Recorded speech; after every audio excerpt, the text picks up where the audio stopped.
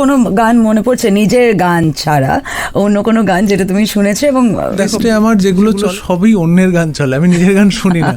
Seriously? হ্যাঁ, কারণ রিলিজের আগে এতবার শোনা হয় না গানগুলো, যে গানগুলো আমার কাছে পচে যায় এবং তারপর যখন বেরোয় আর কি, ইনফ্যাক্ট অনেক পুরনো হয়ে যায়। যেরকম রিসেন্টলি হারিয়ে যাওয়ার গান আর কি, ওটা চলছিল, ওটা শুনে আমার মনে হচ্ছে বাহ এই গানটা তো ভালো হয়েছিল, কিন্তু ওটা আমি 10 বছর শুনিনি আর কি।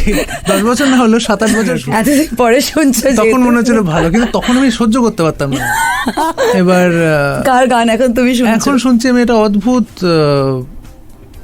অর বলে একটা পাকিস্তানি ব্যান্ড আছে, আচ্ছা, এটা ট্রায়ো, তাদের একটা গান আছে জैन মালিক কে গান শোনো? হ্যাঁ হ্যাঁ হ্যাঁ, তাকে জैन মালিককে ফিচার করে একটা গান আছে। ওকে ওকে, এই গানটা বেশ অদ্ভুত এবং ওটা আমি অ্যাকচুয়ালি বারবার শুনছি।